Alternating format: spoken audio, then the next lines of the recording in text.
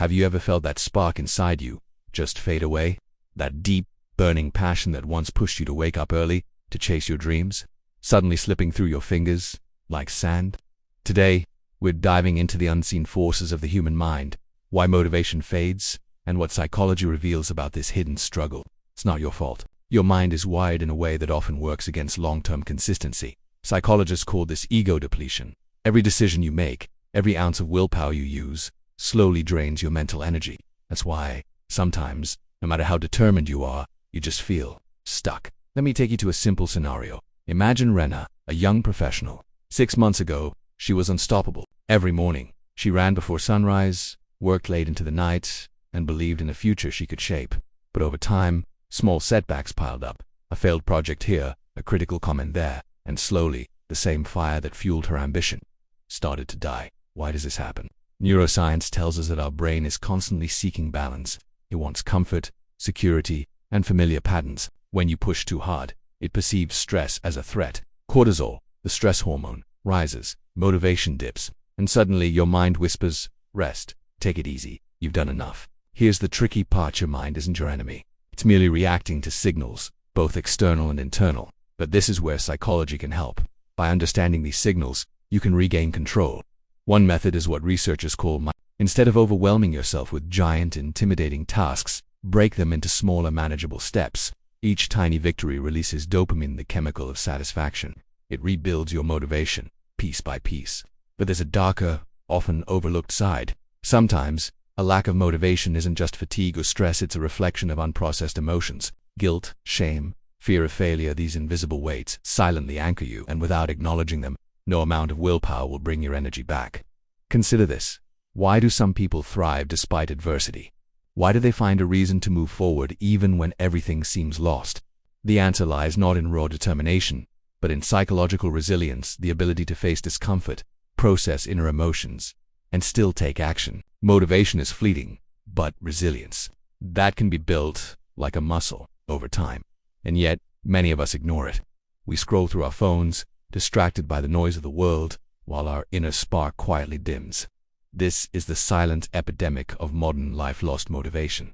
It's not laziness. It's the mind signaling a deeper need. So today I want you to just pause, observe, listen to your thoughts. Where's your energy going? More importantly, where's it being drained? In the next part, we'll explore practical steps to reclaim your motivation, using psychological strategies that go beyond cliches and superficial advice, because the mind is both the prison and the key. Welcome back. In the first part, we explored why motivation fades and how the mind silently works against us. Now, it's time to take action, not through blind determination, but through understanding the psychology of human behavior. Step 1. Recognize your energy patterns. Every individual has peak times, moments in the day when focus, creativity, and energy are naturally higher. Some people are morning warriors, others are night owls. Notice your body's natural rhythm. Align your most important tasks with your peak energy periods. This small alignment can drastically improve your output without forcing motivation. Step 2. Externalize your intentions. Write down your goals, speak them aloud, or share them with someone you trust. Psychology shows that externalizing internal thoughts creates accountability.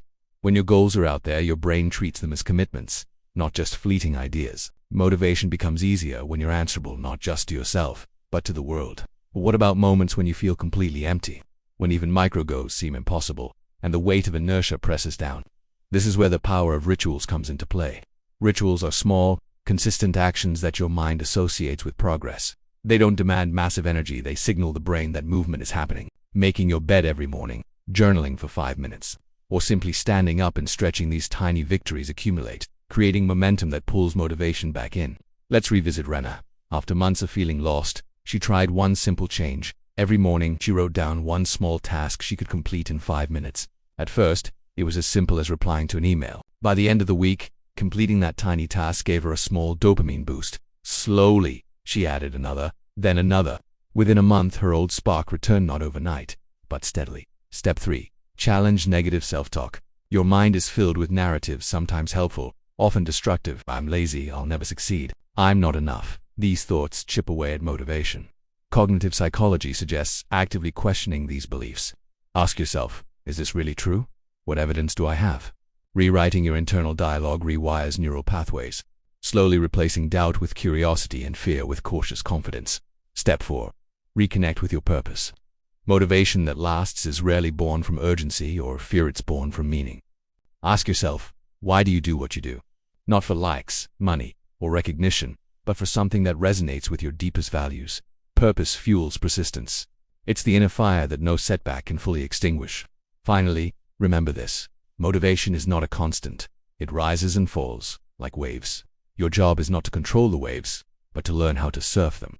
Recognize when your energy dips, and don't fight it, use it as a signal. Apply rituals, microgoals, and reflection, and always reconnect with your purpose.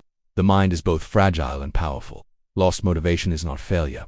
It's a call to understand yourself better, to listen, and to act intelligently. Today, you have the tools to reclaim the spark that seemed lost. Tomorrow, it's up to you to take the first small step, because true motivation is not found in a sudden burst. It is built, nurtured, and rediscovered. And once you understand your mind, nothing can stop you from rising again. Thanks for watching. If this helped, consider subscribing for more content on psychology and self-growth. I'll see you in the next one.